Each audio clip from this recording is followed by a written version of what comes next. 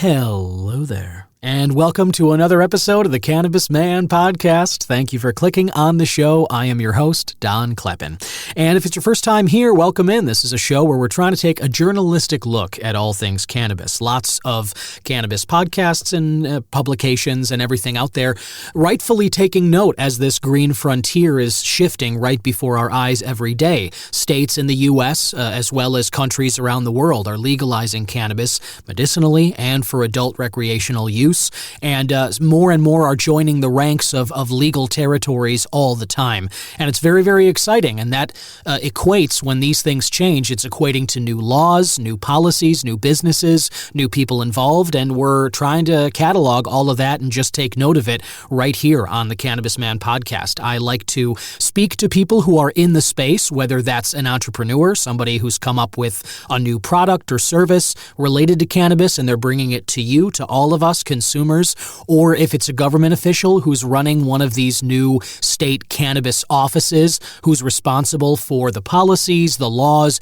enforcing standards on businesses. I like talking with them to see how the different states are going about handling some of these issues, solving problems that crop up, as well as scientists, doctors, university professors, people who are studying it as it becomes legalized more and are trying to answer the questions that we all have about cannabis. You know, how harmful is it if you're smoking every day? Is it possible to become addicted to cannabis? How many edibles are too many? You know, tolerance, where does that come into play? All of these questions that we've all had, researchers now are slowly trying to dig into them. And as this continues to roll forward, we are going to get more answers to those questions. And on that score, I have a great interview for you today. I spoke with somebody who's involved with the U.S. Cannabis Council, lives and works in D.C. right on Capitol Hill, and they are also taking part in a new political action committee known as Legalize America. The whole goal of Legalize America is to bring the fight to legalize cannabis right to Capitol Hill, to do what other industries do, like big pharma, big tobacco, alcohol, the gun lobbyists, what these industries do in order to maintain laws that are friendly to their businesses. They are there. They have a presence on Capitol Hill. They take these senators out to lunch and they make sure they know how important it is that these policies, whatever bills are being considered, either pass or don't pass because of how it relates to that company's goals. Well, Legalize America is attempting to bring those same tactics to legalizing cannabis and that debate and trying to make Congress see how important it is. So that's a great interview. I'll be playing that later in this episode. I've also got some news to get to you. I always talk about some news stories, some events as well related to cannabis, and there's been a lot of buzz, a lot of topics that I want to get to on that front as well. I've also been smoking on some new cannabis, and I've been trying my hand at reviewing some of this, getting a little more detailed with my reviews. I want to share with you all the details that I can because, as you may have heard on my last interview with High Times' Mark Kazanek, we were talking about how important it is to elevate the critiques of cannabis. It's not enough to simply say, wow, this got me high and I passed out on the couch. It's like, that's fine. It's not bad. You know, that can be good, product and all that, but look at the art form that criticism has become in terms of movies or music or paintings or anything else. And then also alcohol and food and other consumables that we all enjoy. The level of critique is a lot further along than we have developed in this cannabis space. And so in light of the High Times Cannabis Cup that's out right now and all the judging that's been going on for different products, I've decided to try and up my own game in terms of what I'm reviewing, and I've got some flower to talk with you about that I'm very excited to share those thoughts that I have with you on that topic as well. So without further ado, let's get into the episode of the Cannabis Man Podcast.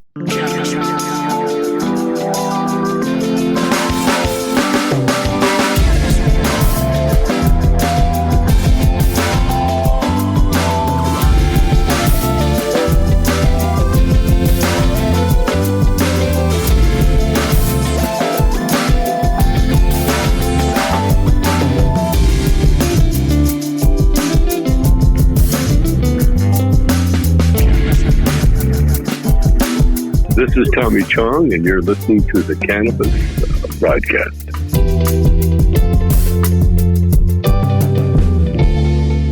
Yeah, there we are. That's the theme created by my man Yusu Kim, a.k.a. Good Son. You can find his music at I Am a Good Son on Instagram. He tours around the Midwest and usually puts out some new singles on his social media. And I just always want to thank Yusu because I love that theme so much. Puts me right in the mood to smoke, and I hope it puts you in the mood to listen to some conversation about cannabis. And on that note, I wanted to start this episode by getting to my strain of the week. That's the strain of cannabis that I've been smoking on, and this week it's a strain and a brand that I have not tried before. It's marketed as a premium brand of flower under the Cresco Labs umbrella of brands. I'm sure you've seen Cresco products at your dispensary. Some of the flower just says Cresco Labs right on the front.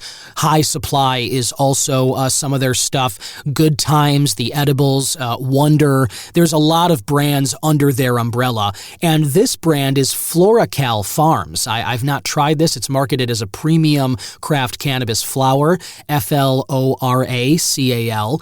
And FloraCal Farms, it always looked interesting to me, but for whatever reason, I just sort of never tried it. And I want to thank Cresco Labs for sending me some of this so that I could try it out and review it and give you my thoughts right here. I'm going to be speaking with some people at Cresco to talk more about their products. They have some new edibles coming out at the end of the month, and we'll be talking about those. Very excited to share that with you.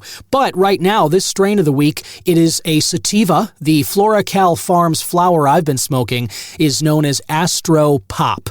Love the name. Makes me think kind of some space dancing, something like that. But it's a nice uplifting sativa, and I'll give you some of the details here. The THCA, the average here, 27.25%, kind of in my sweet spot between 20 and 30. It's where I typically like to go.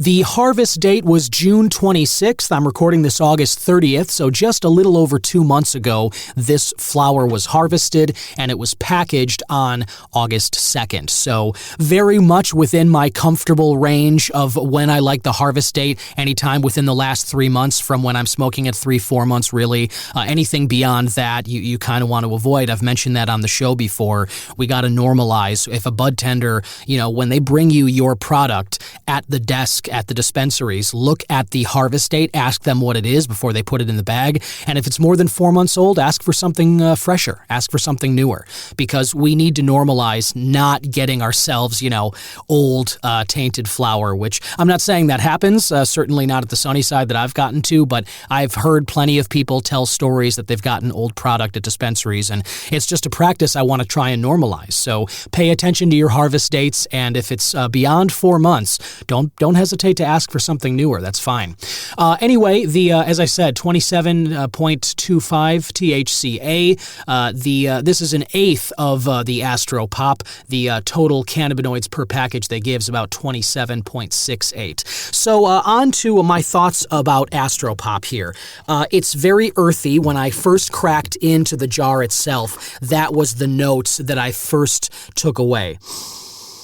The earth notes, earthy upon opening the jar, as well as smoking it. I get an earthy smell and taste. That is the top sensation that I've gotten. Also, though, on the smell, a little mentholy, a little just a little sort of almost minty tinge to that earthiness. Fresh, moist, and I also wanted to say I get a little bit of cheese almost.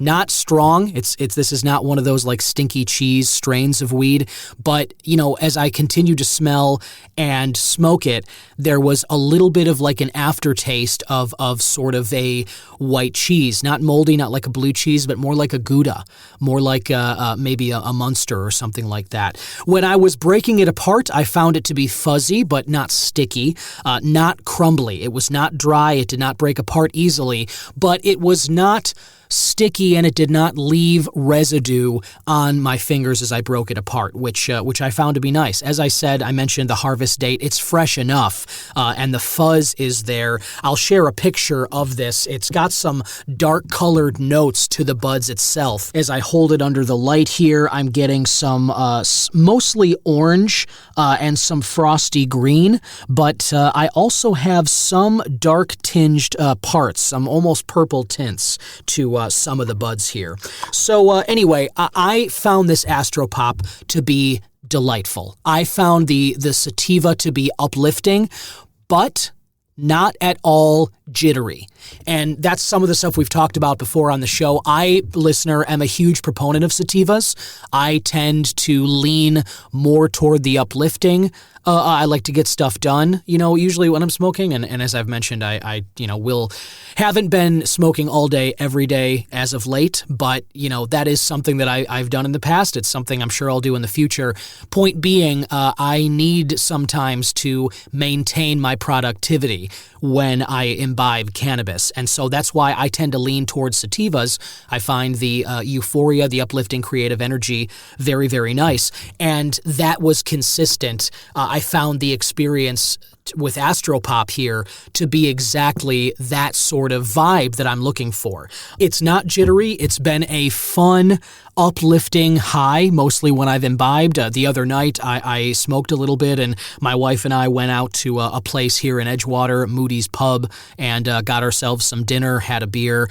And it was a lovely summer night, and I found myself, as we walked around, I found myself in a great mood, completely, just sort of approachable, conversational, talking with people, open for whatever. And, there was no unpleasant sensation. I didn't feel any antisocial tendencies. I didn't feel, sort of sometimes how you can feel, I think, with, when you imbibe cannabis heavily. It's sometimes you don't feel like going outside. Sometimes you don't feel like being social. You feel more like, maybe just gripping the couch and throwing a movie on and just not really dealing with people. That's not how I felt with this. I felt the opposite. I felt very socially engaging. I felt like I was just sort of enjoying life. I felt like I was kind of walking on air. And this has set me up to have some fun, wonderful evenings. And so I just want to recommend Astropop to you, listener of FloraCal Farms, a Cresco Lab product. And I guess I just want to hammer home before I move on here that this is they market it as a premium craft cannabis brand here. And I myself, I've stuck more to the, I usually look for sales. I haven't really gone out of my way to buy premium or infused or, really, really high level stuff. I just sort of find a price point that works for me. But I am now sort of changed my mind on this FloraCal stuff, at least Astropop anyway. I have a few other FloraCal flowers that I'm going to try, and I'll give you my review on those. But this Astropop is a very fun sativa, perfect for a summer night activity. And if you've got a party to go to, or if you've got some friends coming over, or just whatever you're doing as we move toward the end of summer here, Labor Day this weekend, we're really running up on fall. But if you've got some social events, I can't recommend Astropop from FloraCal enough. I found it to be very, very pleasant, and I'll definitely be getting more of it.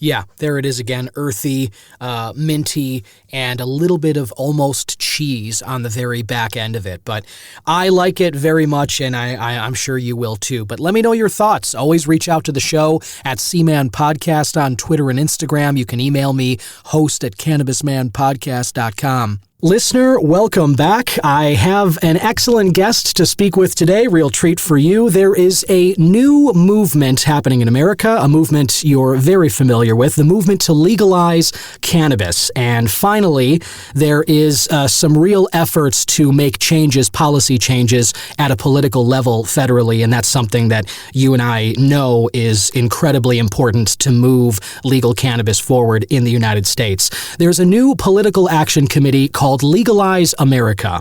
And Legalize America is committed to ending cannabis prohibition and advancing expungement efforts and responsible use. They say they'll use all available tools, including scorecards, endorsements, and targeted independent expenditure campaigns to advance reform with the goal of creating a prosperous and equitable cannabis industry. And here to talk about Legalize America is the Senior Vice President of Public Affairs at the U.S. Cannabis Council and previous leader of government relations at Canopy Growth, David Culver. Welcome, David. Thanks so much. It's great to be with you, and thanks so much for having me on. Absolutely. Great pleasure. And I'm so excited. I was so thrilled to learn about Legalize America. I've been, doing the show for a little while now, and everybody I speak with, there's this, understanding that as exciting as the state-by-state legalization movement is, I'm here in Illinois. Every time I see a new state, like Minnesota recently, add to the legal cannabis ranks, it's great, but the patchwork legalization and the federal prohibition is still incredibly problematic. And so having a group like Legalize America who's trying to make these changes at that level is really exciting. Can you tell us a little about the group and what you guys are working on? Yeah, of course. And thanks for your interest in this topic and the work that you're doing and putting the spotlight on cannabis reform generally. I've been in this industry myself for 5 years, and I was at Canopy Growth, running their global government affairs for 4+, and I've been at USCC since I departed Canopy Growth earlier this year. And we are very excited about the opportunities for reform both this year and next.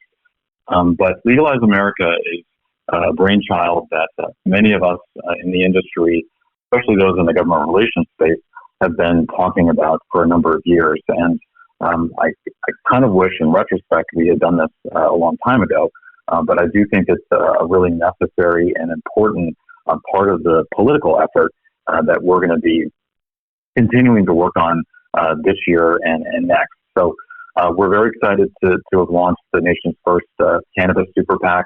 And the goal, of course, is for us to really supercharge the push for cannabis legalization, both here in Washington, D.C., where I live, and on Capitol Hill, and, of course, in state capitals, because we think that there's going to be a continued movement to expand existing state markets, but also to open new ones, both legislatively and through ballot initiatives. And the goals of USCC are the goals of Legalize America are relatively the same as the U.S. Cannabis Council. And this is really where the Legalize America incubated. We'd like to be able to create a prosperous and equitable cannabis industry, but the tools for Legalize America are going to be more specific to the politics in order, like I said earlier, to open new markets and to advance reform measures on Capitol Hill. But the simple priorities for Legalize America are really threefold, and it's ending cannabis prohibition, it's advancing expungement, and of course, making sure that the industry is headed towards responsible use. Right on. And I think those three things that you just mentioned, I think every, cannabis enthusiast can get behind. I think we all should be on board with those. It's a great place to start. And I am also excited that you guys are using the tools available, it sounds like, at Legalize America to influence this at the political level, where all policies are made on Capitol Hill, as you said, Washington, D.C. And it says on the website, if you're interested, listener, legalizeamerica.us. You can check out more information there. You can contribute as well, get in on this great cause. The 2024 presidential election, we're, a little over a year out from choosing a new president in the U.S., and I'm guessing that the 24 election is going to be pretty pivotal in the fight to end cannabis prohibition. There's been growing support among Americans. I think even in the states that don't have programs, I think, countrywide, more Americans than ever before support legalizing cannabis.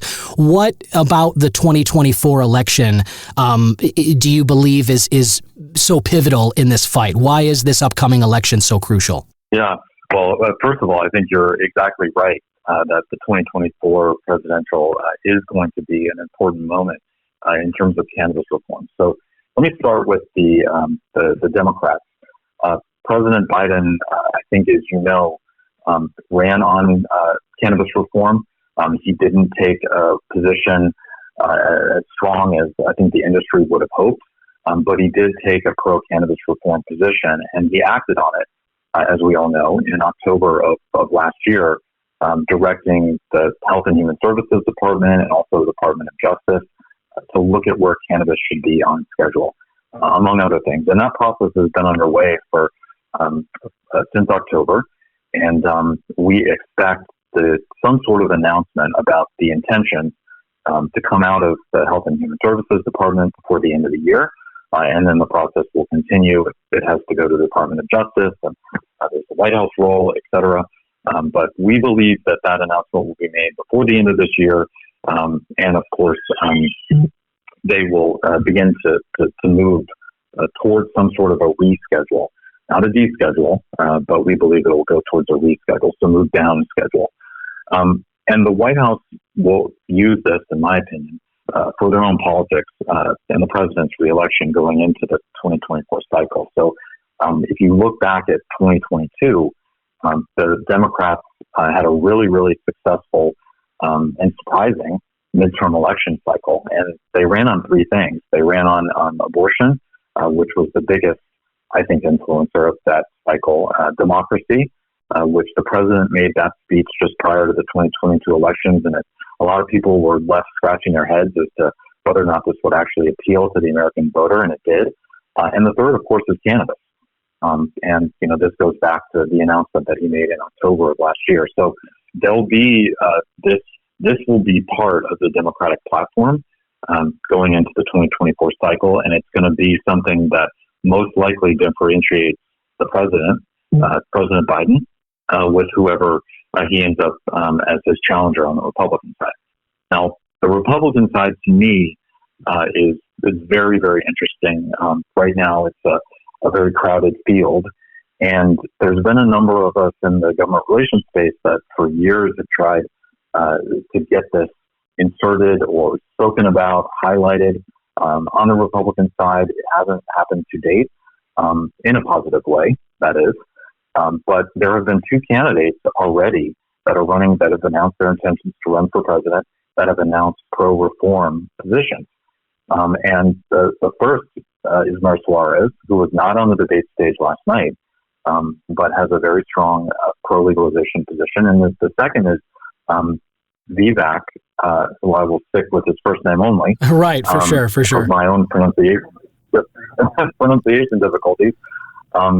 He was on the stage last night, and he has taken a pro-reform position. So I think that there's opportunity still with other candidates that are not firmly entrenched in terms of being anti-reform. But I think that there's the opportunity to get to some of these other candidates that are more populist, that are going to be interested in taking a look at it, because it will play very effectively in the battleground states. It would have in 2022 if President Trump had chosen to engage, which he did not, of course. But anybody that's in the mix, I think, realizes that some of the battleground states could really be Kansas could really be helpful in terms of getting out the vote and helping them with some of the younger crowd that the current White House is looking to harness too. So both sides want that youth vote, and I think cannabis is a way to harness it.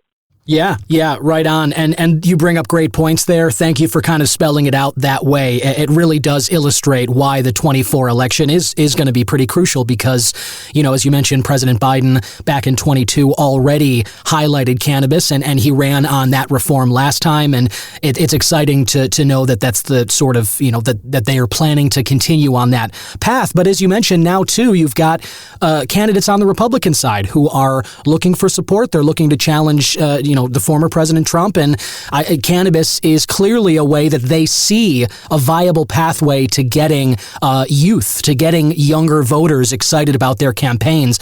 And I'm excited too. I mean, just to kind of see support from candidates on both sides, to see people in the conservative space be talking about cannabis, I think is a very exciting change. And I look forward to this. David, you're on Capitol Hill, as you mentioned. You work in D.C. Something that was said by Chuck Schumer, the Senate Minority Leader, recently, that he intends after they return, after this summer recess here, that safe banking, the Safe Banking Act, to bring cannabis businesses onto the federal banking system and kind of help these businesses get access to things like credit lines and make it so they don't have to just use cash for all their transactions and a whole host of headaches that they've got to deal with. What is your sense about safe banking, and do you believe that that will be a priority for the returning Congress here in the fall? Yeah, I do. I am cautiously optimistic. I've been working this bill for 5 years, and we've had a lot of fits and starts, but I do believe there is very positive momentum right now. And specifically, the Senate Banking Committee has held a hearing already this year on the Safe Banking Act, and it was a very positive hearing. There was a minor hiccup that we encountered around a certain provision within the bill that was negotiated between members during this August recess. And it's my understanding that they've come to a tentative agreement and that the bill is now ready to move forward in the committee process. So when Congress comes back after the holiday in September, we expect them to announce a Senate Banking Committee markup of the package and to move it out of the full committee, which would mean that Senator Schumer would then be able to take it after it's gone through regular order to the floor when he has an opportunity to do so. And, we're hopeful that the Senate will act on this before the end of the year. But I feel, and I've been saying this for months, that there is a window in October that I think the Senate could bring this to the floor and they could move it along. So we feel pretty good, and we certainly appreciate all the good work that all my colleagues have done here in Washington to move this along. The other trade groups, the other companies that have engaged folks in Washington, and of course, the American consumer that also is engaged in pro-cannabis messaging. So I feel pretty good about it. It's then got to go to the House, and the House is a very different animal. And even though they have passed this piece of legislation 7 times, and of course it's always stalled in the Senate. The Senate will act first this time, and then we're going to have to deal with the House. And the dynamic there this year is very different, and we're going to have to spend a lot of time really educating on the bill and the importance of passing it, because it is a public safety issue, and one that the members on the House side have tackled repeatedly and in a bipartisan and positive way. So we feel pretty good about where we're headed. I'm going to caveat all this by saying that the government shutdown and the impeachment of President Biden are both coming in the month of September. I feel very confident saying that, and these are, depending on your political preference, they are, I think, unfortunate. Especially the government shutdown. It's going to make it very difficult for legislative efforts to follow through and to move along.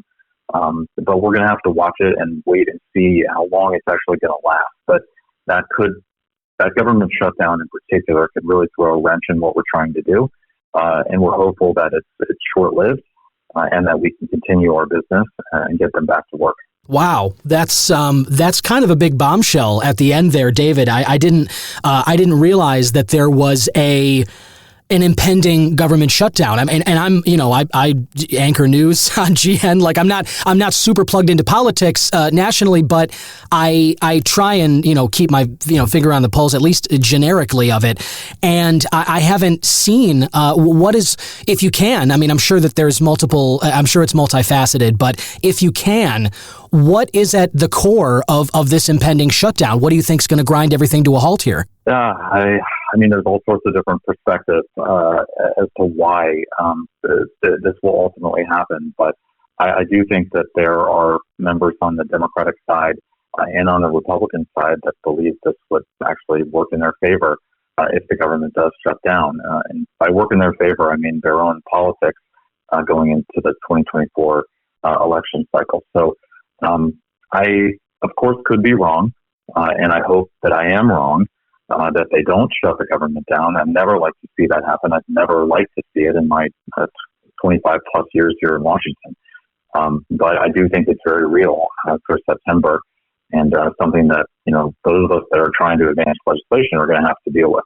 Gotcha. Yeah, totally understand that. And I like I said, I get it. It's multifaceted. There's a lot of different competing interests in Washington, and I understand it's, inherently political that way. So that would be unfortunate. I totally agree. I don't think anybody's happy when the government shuts down the American people. Nobody likes to see it, especially you working in D.C. too. It's just can't get anything done that way. The other question I had is the impeachment of President Biden. You mentioned that you believe that that's coming as well. Do you know what the issue at the center of that would be? What would impeachment charges be brought against the president for? Well, that's a good question. And nobody has actually specified what they're going to be bringing in terms of the charges. There's a whole host of things that the Oversight and Government Reform Committee has been looking into for quite some time. And you can go back and look at many of the press releases and hearings that they've held related to the president and the president's son. I think you'll see the focus of the impeachment claim around the work that committee has done. But again, I would only be speculating, and I don't know for sure what they're gonna focus on. What I do know is that it's coming, and it's going to be something that they attempt to put as a cloud over the current president as he gets into election cycle. Gotcha. Well, that is, as you said, important to note. It is speculation. We'll see what does happen. Nobody knows the future, but I appreciate you kind of voicing, just giving us the pulse from your reading where you're sitting on Capitol Hill there. David Culver, really appreciate you jumping on. One more question here, just as Legalize America is working to make members of the House, understand what an important issue this is, and hopefully approaching, as you said, that period of October where maybe there's an opportunity to bring a vote to this. I just want to ask you, in your opinion, how can people who want to support Legalize America, how can they best get involved? What should they be doing? Yeah, I really appreciate the question because it is important for us to harness the voice of the cannabis consumer and the cannabis supporter across the country. I'm here in D.C. I'm up on Capitol Hill all day, every day, talking to members and talking to staff. And my voice is important, but the American consumer's voice is equally important. So I would just urge everybody that is a cannabis consumer to start to look for Legalize America in the dispensaries where you're purchasing your product. We are getting ready to launch a Roundup campaign in a test group of dispensaries in New Jersey through one brand, and we're going to make sure the water runs through the pipes properly as we do it. And once we succeed, and we believe that we will, we're going to be launching a nationwide campaign. And ideally, I'd like to see Legalize America in every dispensary across the country and give the American consumer an opportunity to use a small piece of their funding, so rounding up their change, to put into the political coffers that we're going to be using to help expand markets and access for those that need cannabis, and of course, trying to end the federal-state conflict and ultimately end the war on drugs. So that would be number one.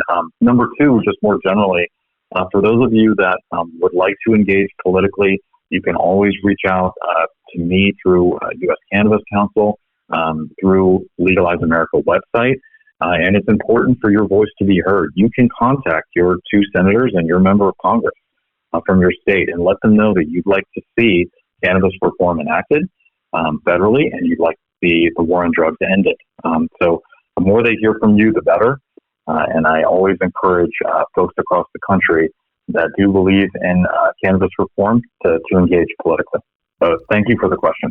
Oh, of course. And thank you, David Culver, Senior Vice President of Public Affairs at the U.S. Cannabis Council and working with Legalize America. You've given us some really great information and some great tips there. Listener, as you heard it, contact your representative, man. You can call the senators, you can call the reps, and let them know that you want this cannabis prohibition ended. And head to legalizeamerica.us if you feel like getting involved in the work that they're doing, because it's important stuff, and they're fighting this battle people on the front lines in D.C. on Capitol Hill trying to end this thing one day at a time. So thank you so much, David Culver, and I hope we can talk again in the future.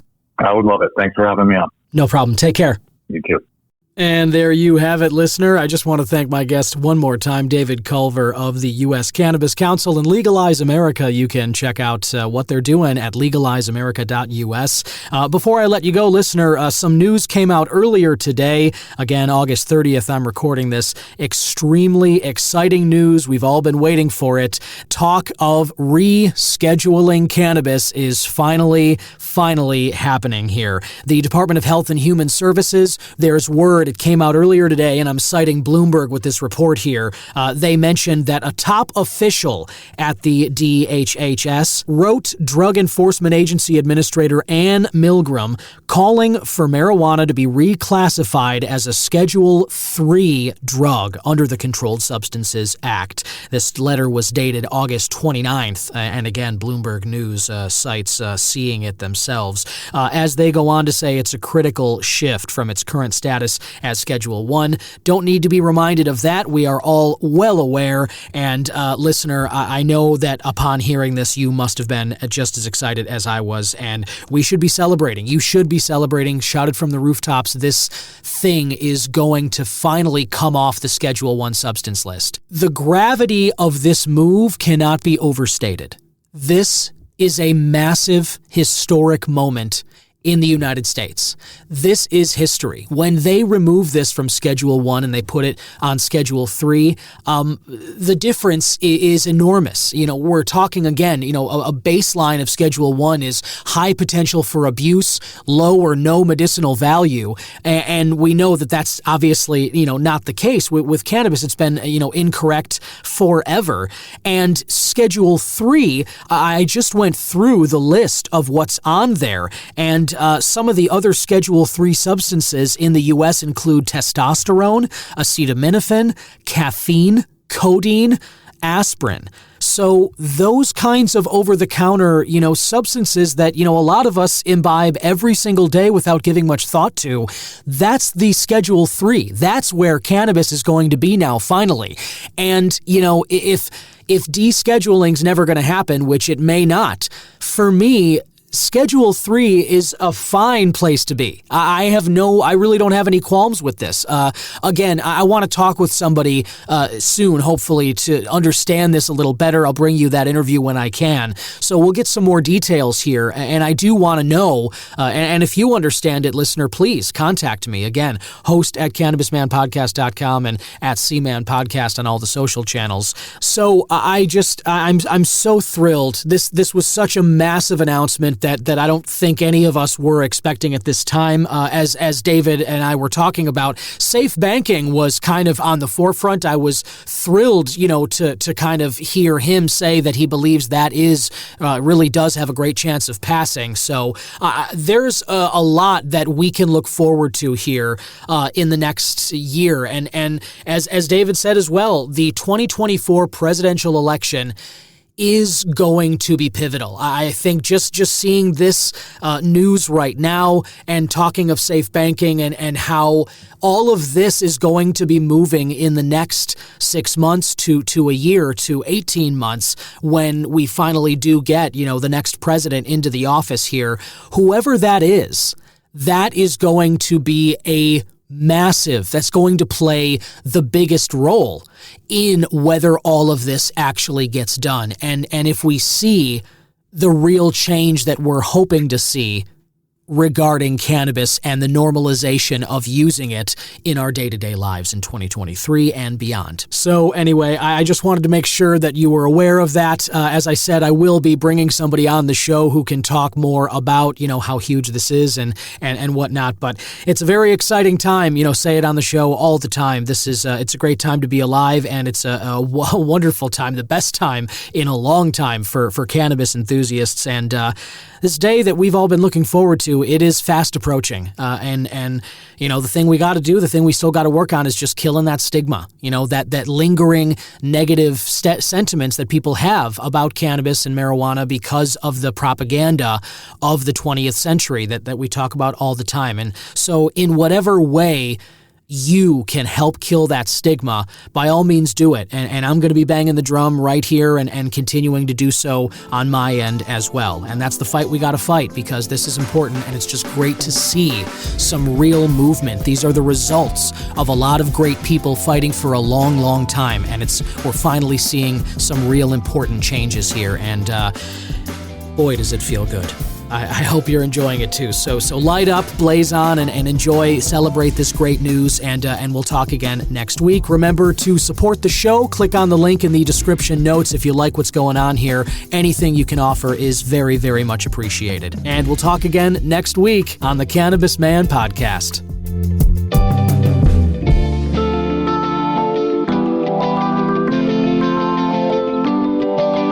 Cannabis Man is 100% originally crafted by myself, Don Kleppen. Original theme music written and composed by Yusu Kim, aka Good Son.